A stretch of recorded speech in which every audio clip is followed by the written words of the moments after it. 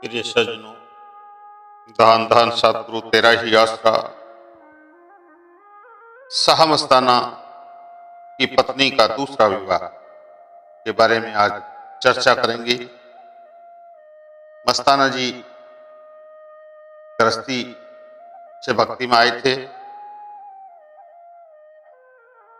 जब आपकी धर्म पत्नी को पता चला तो वह आई।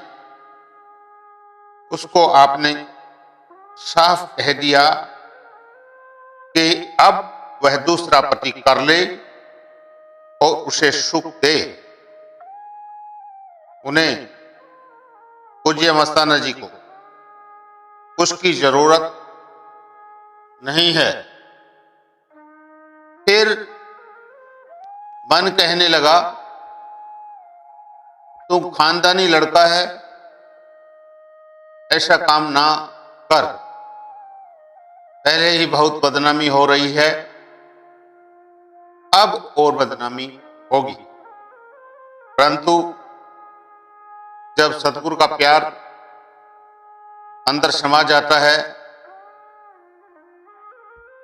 तो दुख सुख नेकी बदनामी आदि सबसे बेपरवाह हो जाता है। सतगुरु ने अंदर से साहस दिया और ख्याल आया कि इस मन को खूब खराब किया जाए। फिर एक काला गधा मंगवाया, तोवे की काली मां यानी कि कलूष लेकर मुंह पर लगा ली और गधे पे चढ़कर बाजार की ओर चल पड़े। तमाशाबीन पीछे लग गए। एक प्रेमी को 50 रुपए मिठाई लाने के लिए दिए और कहा कि जो मस्ताने को मां की, बहन की या औरत की गाली निकाले और मस्ताने की निंदा करे, उसे खूब मिठाइयां खिलाओ। सारा शहर घूमकर जब वापस गुफा में आए तो मन ने कहा, मैंने सब ऋषि मुनियों को अपनी अंगुलियों पर नचाया, मेरे आगे किसी की पेश नहीं आई। तेरे ऊपर सतगुरु के कोई खास मेहर है जो तूने मुझे खराब किया है। कुछ दिनों के पश्चात कुछ बच्चे इकट्ठे होकर आए और पूज्य मस्ताना जी को कहने लगे, आपकी औरत ने दूसरा पति कर लिया है, चलो आपको उसका दूसरा पति दिखाएं। पूज्य मस्ताना जी उनके साथ चल पड़े।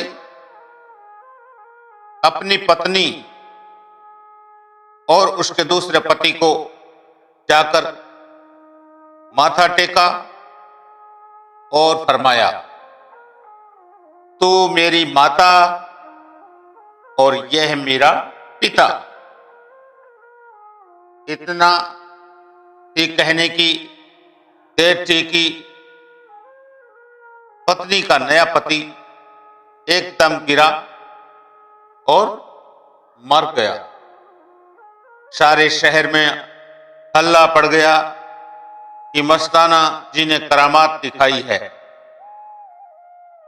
पत्नी का बाप बड़ा अट्ठी था, कहने लगा, देखी है करामातें, और अपनी लड़की की तीसरे आदमी के साथ शादी कर दी। पहले की तरह बच्चे फिर इकट्ठे होकर आए और आपको औरत का तीसरा पति देखने के लिए कहा।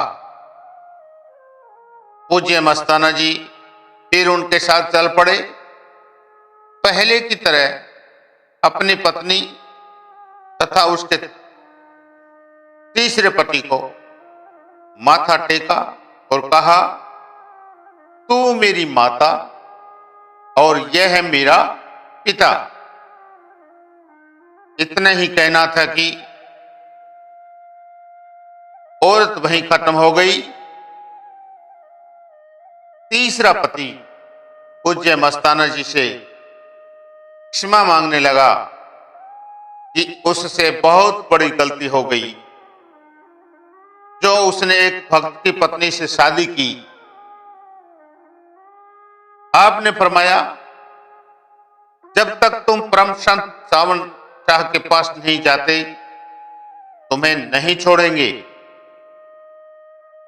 उसने अगले महीने सत्संग पर साथ जाने का वचन दिया और मौके पर पूज्य मस्ताना जी के साथ व्यास गया। जब सच्चे बादशाह के सामने पेश हुए तो आपने फरमाया, ये मेरी औरत का तीसरा पति है, इसे नाम दिलवाना है। सच्चे पातशाह ने हंसते हुए फरमाया, अच्छा साहब, इसको नाम जरूर देंगे। नाम दिलवाकर उसे वापिस बिलोचिस्तान लाए।